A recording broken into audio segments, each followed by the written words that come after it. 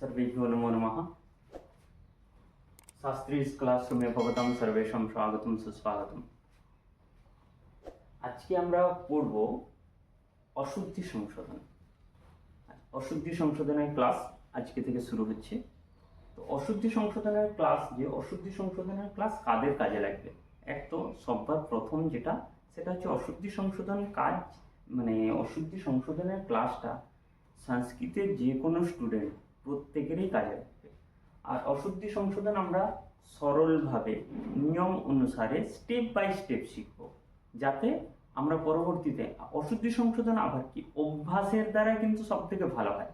তো অভ্যাস যে আমরা করব, তার আগে আমরা যদি নিয়ম না জানি তাহলে কিন্তু আমরা এটা করতে পারবো না। তার জন্য আমাদেরকে কি করতে হবে, আগে প্ল্যান জানতে হবে, আগে আমাদের উদ্দেশ্য কোথায়, মানে উদ্দেশ্য কি, আমাদেরকে পৌঁছাতে হবে কোথায় সেটা জানতে হবে। দ্বিতীয় বিষয় জানতে হবে আমাদের রাস্তাটা, কোন রাস্তায় আমরা যাব। তো রাস্তা জানতে গেলে আমাদেরকে নিয়ম জানতে হবে। নিয়ম বলতে কঠিন কিছু না, কোন কোন জায়গাগুলোতে অশুদ্ধি সংশোধনের প্রবলেম, কোন কোন জায়গাগুলোতে অশুদ্ধ দিয়ে দেয়, এই জিনিসগুলোকে আমাদের সবার প্রথম জানতে হবে। কেননা বলাই আছে যে প্রয়োজনম অনুদ্দেশ্যম না মন্দপি প্রবর্ততে, প্রয়োজন ছাড়া কেউ মন্দকেও গালাগালি দেয় না। তো প্রয়োজন আমাদের আছে, অতএব আমাদেরকে নিয়ম জানতে হবে কোথায় আছে, কোন জায়গাতে অশুদ্ধ দিয়ে দেয়, সেই জায়গাগুলোকে জানতে হবে। অশুদ্ধি সংশোধন জানলে পরে কি হবে না, অনুবাদ হোক, যে কোনো কিছু আমরা যদি লিখতে চাই, আমরা এটা কিন্তু খুব ভালোভাবে লিখতে পারবো। ঠিক আছে, তাই ক্লাসে যারা দেখছো তারা পুরো ক্লাসটা দেখো। যখন অভ্যাস করব, অভ্যাস করার আগে কিছু নিয়ম আছে, আমি কিছু নিয়ম এখানে নিয়ে এসেছি।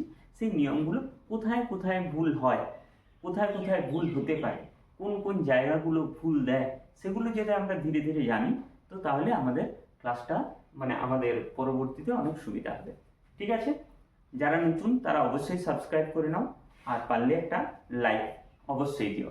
ঠিক আছে, তো আজকে ক্লাস শুরু করা যাক। অশুদ্ধি সংশোধন প্রকরণ প্রথমেই কি না, প্রথমেই হচ্ছে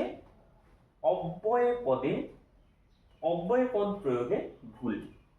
আমরা জানি যে অব্যয়গুলো আছে, অব্যয় কি না, সদৃশম ত্রিষু লিঙ্গেষু সর্বাসু চ বিভক্তিষু বচনেষু চ সর্বেষু यन्न ব্যাতি তদ অব্যয়ম। সদৃশম ত্রিষু লিঙ্গেষু, তিনটে লিঙ্গতে সমস্ত বচন, পুরুষ, যা কিছু হোক না কেন, পৃথিবী উল্টে গেল, অব্যয় এর কোনো পরিবর্তন হয় না, তার নামই তো অব্যয়।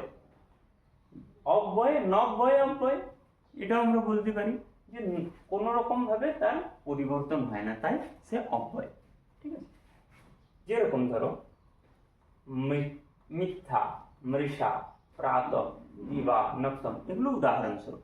যেরকম অনেকে এখান থেকে যে কোনো একটা উদাহরণ নিয়ে নিচ্ছি, যেরকম প্রাতঃ, অনেক সময় বলা থাকে, উদাহরণে বলা থাকে প্রাতে, প্রাতে, কিন্তু প্রাতে তো হবে না, প্রাতে ভগবন্তম স্মর, প্রাতে তো হবে না, কেন, এটা অব্যয়, তো এখানে তো এর কোনো পরিবর্তন হবেই না, তাহলে প্রাতঃ, সেখানে সব জায়গায় প্রাতঃ। দিবায়াম এরকমও থাকে, নক্তে, নক্তে দধিম না ভুঞ্জ, এরকম দেয়। ঠিক আছে, মিথ্যাম মাবদ, মিথ্যাম হয় না, মিথ্যা, এগুলো অব্যয়, এগুলোর কোনো পরিবর্তন হয় না। আমি কিছু উদাহরণ দিয়েছি, কিন্তু অব্যয় যতগুলো আছে সেই অব্যয়ের কোনো রকম কোনো পরিবর্তন হবে না। অশুদ্ধি সংশোধনে আমাদেরকে খেয়াল রাখতে হবে যে অব্যয় এর কোনো পরিবর্তন হয় না, তাহলে অব্যয়গুলো আমাদেরকে জানতে হবে। অব্যয়ের ক্লাসও আমি একদিন করাবো, ঠিক আছে, স্পেশালি শুধুমাত্র অব্যয়। ঠিক, এরপর সন্ধির ভুল। সন্ধির ভুল কিরকম না, দেখো, যেগুলো প্রকৃত ভাব, অর্থাৎ যেখানে সন্ধি নিষেধ, সেইগুলোতে বাক্যে সন্ধি করে আর দিয়ে দেয়। যেরকম মুনি যুক্ত ইমৌ, তাহলে দীর্ঘই আছে, এখানে হ্রস্বই আছে, এখানে কি হবে মুনিমৌ, এরকম করে দিতে পারে, কিন্তু এখানে সন্ধি হবে না। অমি অশ্বা, এখানে দীর্ঘই আছে, এখানে অ আছে, ইকোজনিজ সূত্রে যারা জানো, ইকোজনিজ সূত্রে অম্মস্বা করে দিল, কিন্তু এখানে হবে না। সেরকম সাধু ইমো, লতে এতে, অমু অর্ভকো, याचते याचेते अर्थम, এগুলো কি না, এগুলো হচ্ছে এখানে সন্ধি হবে না। তাহলে সন্ধি যখন হবে না, সেগুলোকে যদি সন্ধি করে দেয় তাহলে তার জন্য আমাদেরকে সন্ধিও পড়তে হবে। তো সন্ধিও পড়াবো, কিন্তু এগুলো জাস্ট আমি নিয়মগুলো বলছি, ধীরে ধীরে আমি সব ক্লাসেই দেব। আচ্ছা, ন বিসর্গ লোপে পুনঃ সন্ধি। আচ্ছা, বিসর্গ লোপে পুনঃ সন্ধি না, যখন একটা জায়গায় সন্ধি করলাম, সন্ধি করার পর বিসর্গ লোপ হয়ে গেল, তো বিসর্গ লোপ হয়ে যাওয়ার পরে কি না, সহ যুক্ত আকাশম, সহ যুক্ত আকাশম, এখানে বিসর্গ ছিল কিন্তু বিসর্গটা লোপ হয়ে গেল সন্ধির দ্বারা। এবারে এরপর আমরা কি করব, স আকাশম, এখানে অ আছে, এখানে অ আছে, অকস্বরণের দীর্ঘর দ্বারা কি করলাম, সাকাশম, কিন্তু সাকাশম করা যাবে না, বিসর্গ লোপ হয়ে গেছে, একবার সন্ধি হয়েছে, আবার সন্ধি কিসের জন্য? একটা মানুষকে একবার যদি মেরে আবার যদি তাকে শাস্তি দেওয়া হয় মৃত্যুদণ্ড, মানুষটা মরেই গেছে, তার আবার মৃত্যুদণ্ড কোথায়? তো সাকাশন, এখানে আর সন্ধি হবে না। তাহলে এইরকম এসো নরবতী, এই বিষয়গুলো আমাদেরকে একটুখানি খেয়াল রাখতে হবে অশুদ্ধি সংশোধনের জন্য। ঠিক আছে, ক্লাসটা একটু বড় হলেও ধৈর্য সহকারে শোনার চেষ্টা করো, কেননা 24 ঘন্টা প্রত্যেকের, মুকেশ আম্বানিরও 24 ঘন্টা, তোমারও 24 ঘন্টা। 24 ঘন্টায় তুমি কতটা ইউটিলাইজ করছো আর মুকেশ আম্বানি কতটা ইউটিলাইজ করছে, সেটা তোমাকে ভাবতে হবে। তাহলে শিখতে গেলে টাইম লাগবে। আজকে ধান লাগিয়ে কালকে যদি আমি কাটতে যাই, হবে না কখনো, তার জন্য ওয়েট করতে হবে। তার যতটুকু টাইম লাগে, আজকে ধান যদি আমি রোপণ করি, কালকে আমি যদি ভাবি যে কতটা হলো দেখি আজকে কাটা যাবে কিনা, তা তো হবে না। তার জন্য আমাদেরকে কি করতে হবে, ধীরজ, ধৈর্য না রাখলে হবে না। ধীরে ধীরে শেখো, প্রত্যেক দিন চেষ্টা করো একটা জিনিস কিছু শেখার। আমার ইউটিউব চ্যানেল থেকেই শিখতে হবে এমন কিছু না, যেখানেই ইউটিউব চ্যানেলে যেখানেই দেখছো যে তোমার বিষয়ে, তুমি সংস্কৃতের স্টুডেন্ট, তোমার বিষয়ে যদি কোনো কেউ দেয়, সেখানে দেখতে চেষ্টা করবে যে কি দিয়েছে, সেখান থেকে আমরা কি শিখতে পারবো। যাই হোক, এরপর কি না, বচন ব্যবহারে ভুল। বচন ব্যবহারে ভুল কিছু কিছু এরকম কিছু কিছু বহুবচনান্ত, নিত্য বহুবচনান্ত শব্দ আছে, সেগুলোকে আমাদের জানতে হবে। ঠিক আছে, যেরকম অপ, সুমনস, সমাসিকতা, বর্ষাদার, প্রাণ, অক্ষতলাজি, বর্ষা প্রকৃতি, এগুলো একটু দেখে নিজের খাতাতে নোট করে রেখো।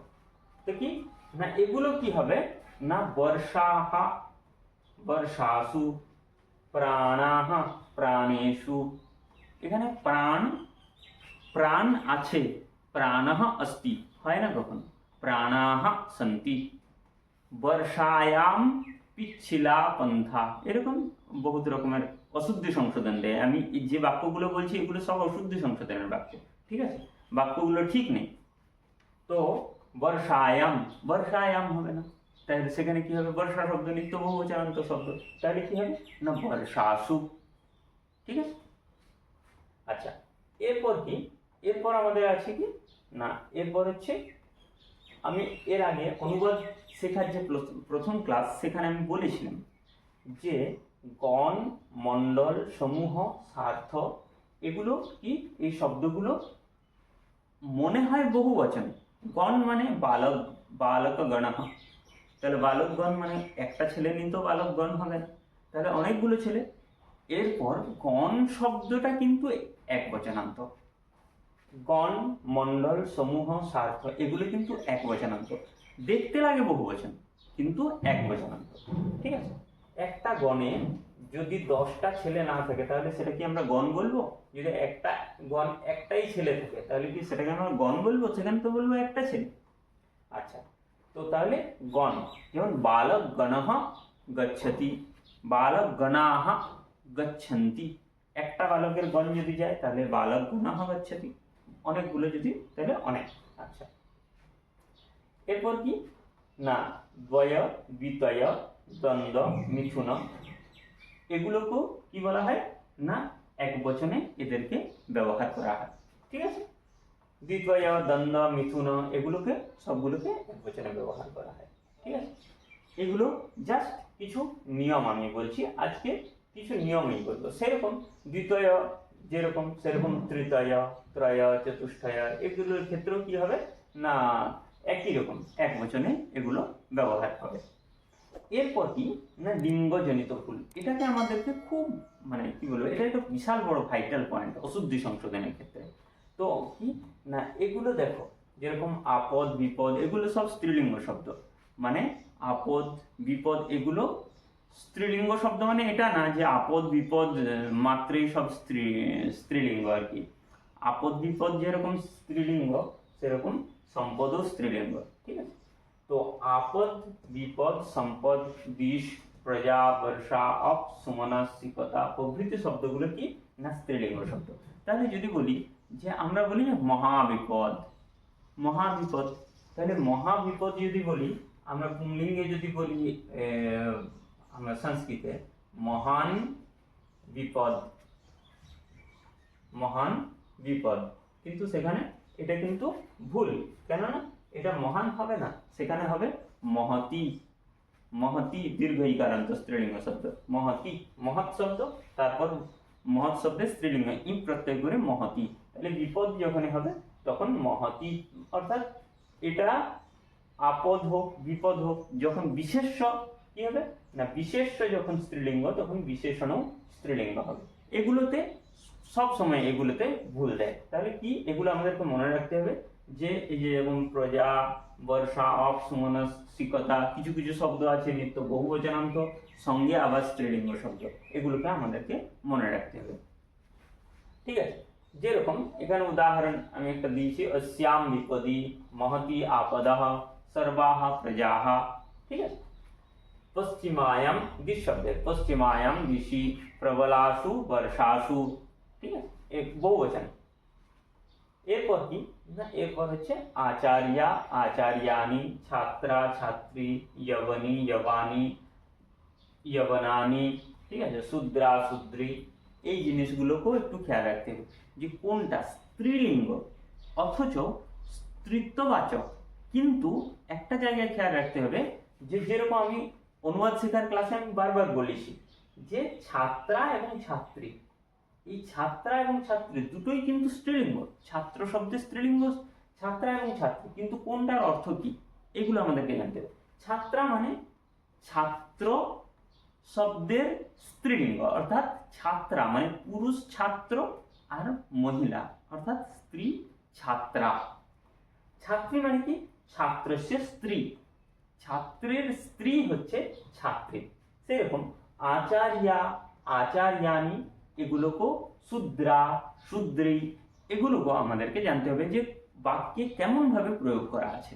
যদি আমরা এই বিষয়গুলোকে এই নিয়মগুলোকে একটুখানি এখানে রাখি তারপরে কিন্তু আমাদের কি হবে না অশুদ্ধি সংশোধন করতে আর কোনো অসুবিধা হবে না।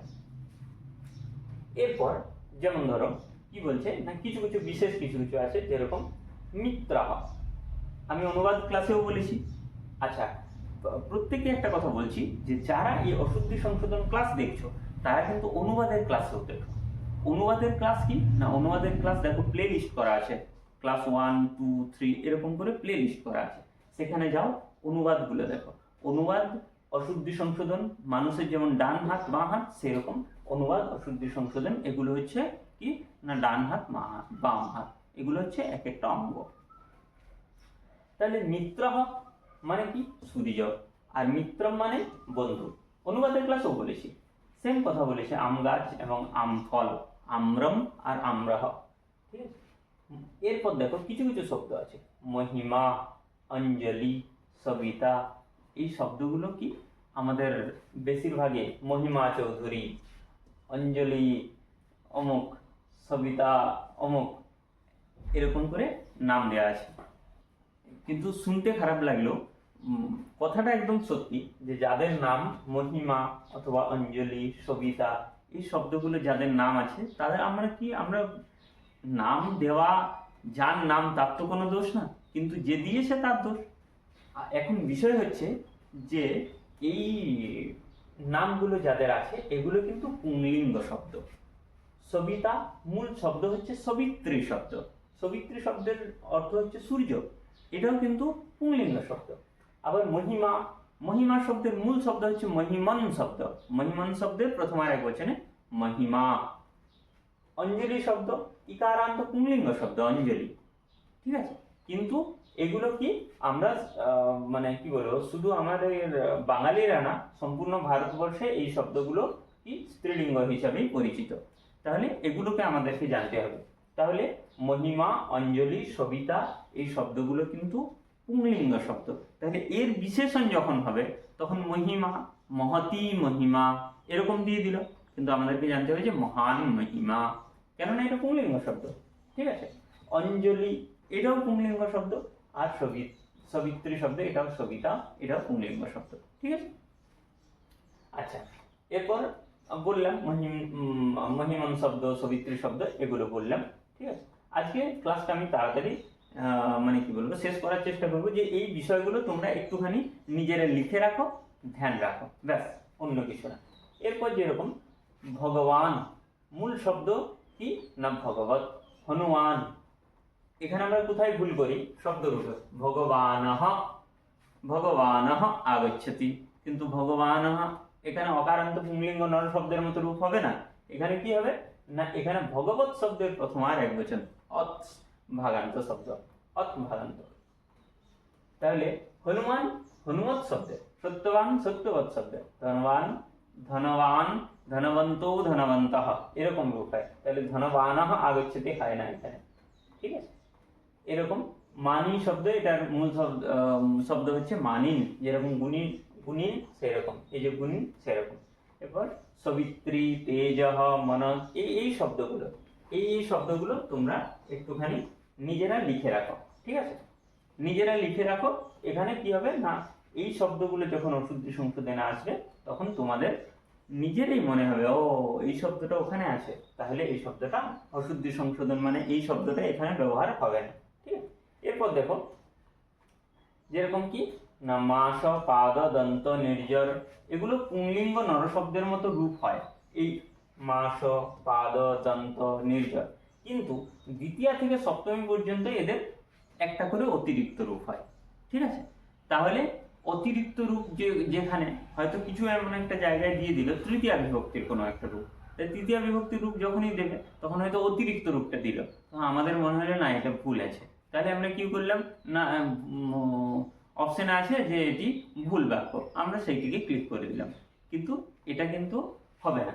তাহলে কি হবে না, দ্বিতীয়া থেকে সপ্তমী পর্যন্ত কোন কোন শব্দ মাস, পাদ, দন্ত, নির্জর এগুলো দ্বিতীয়া থেকে সপ্তমী পর্যন্ত একটা করে অতিরিক্ত রূপ হয়, এগুলো আমাদেরকে খেয়াল রাখতে হবে।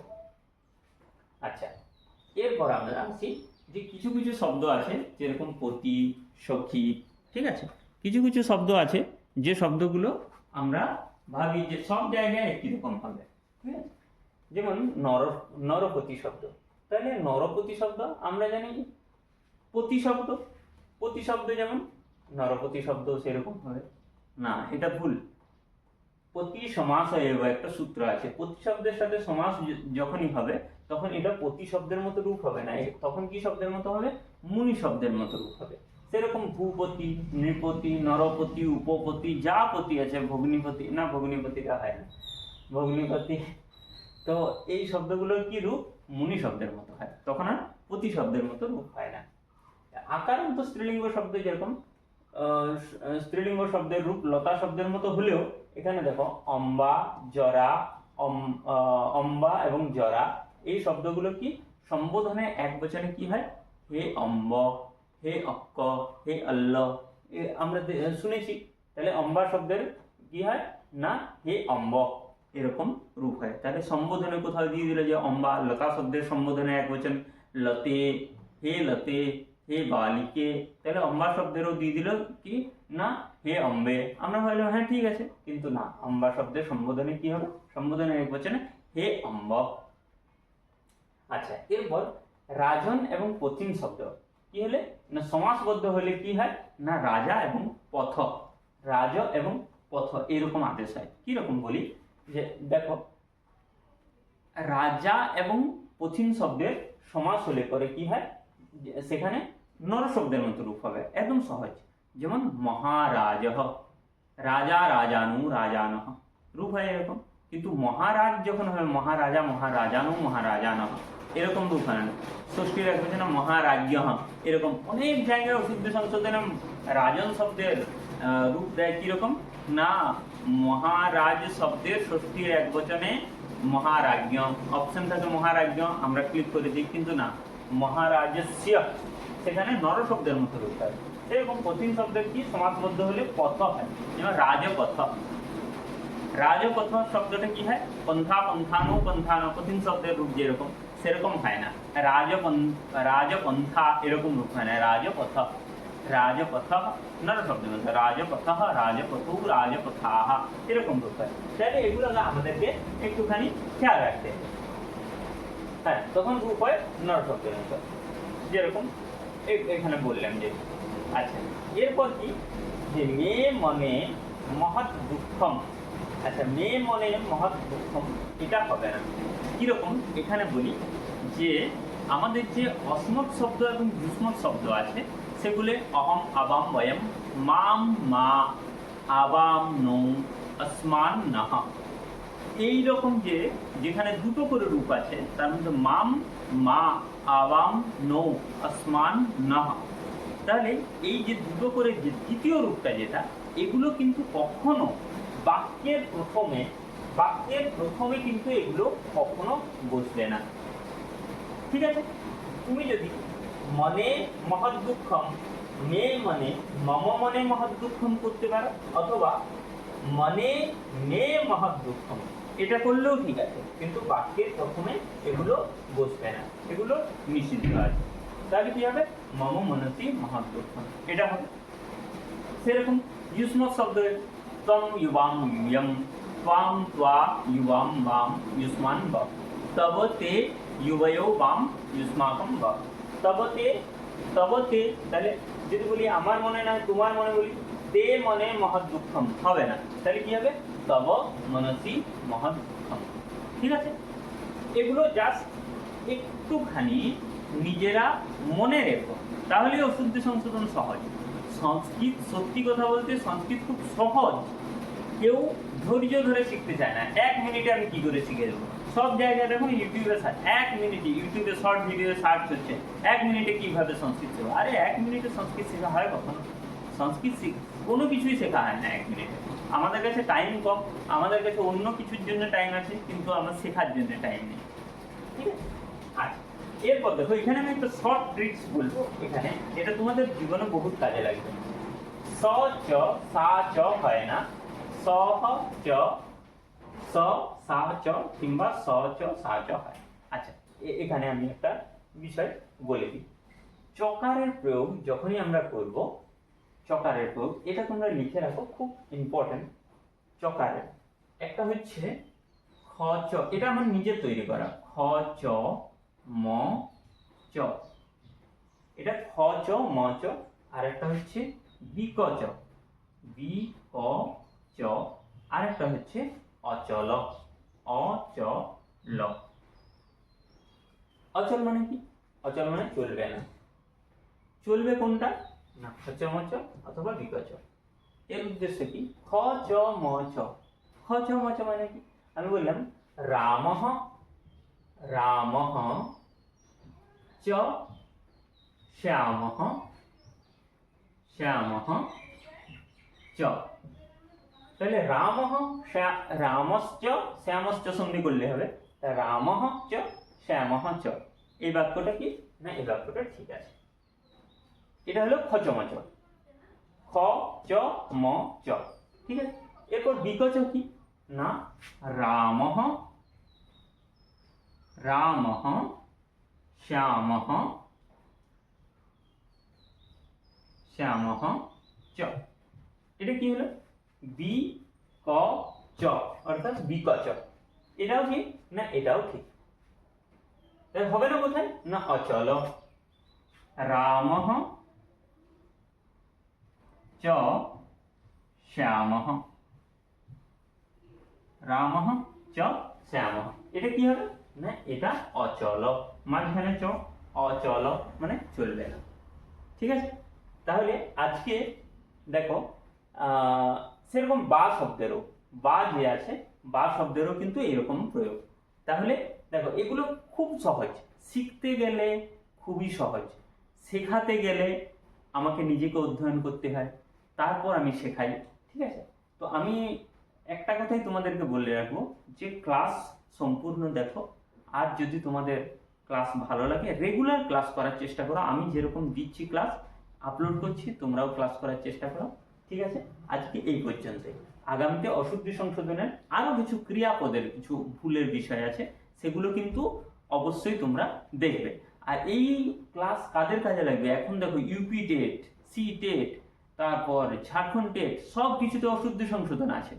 সেখানে অশুদ্ধি সংশোধনে এই ক্লাস যদি তুমি করো, আমি রেগুলার অভ্যাস করাবো। অশুদ্ধি সংশোধন সপ্তাহে 3 দিন বা 2 দিনের ক্লাস দেবো, সেখানে তোমরা অভ্যাস করো। সেখানে তোমাদের আমি বলছি যে কোনো অসুবিধা হবে না। ঠিক আছে, যদি ভিডিওটা ভালো লাগে তাহলে অবশ্যই একটা লাইক করো, আর বন্ধুদের কাছে অবশ্যই শেয়ার করো। ঠিক আছে, আবার পরে দেখা হবে। अस्तु, सर्वेभ्यो धन्यवादः। नमो नमः।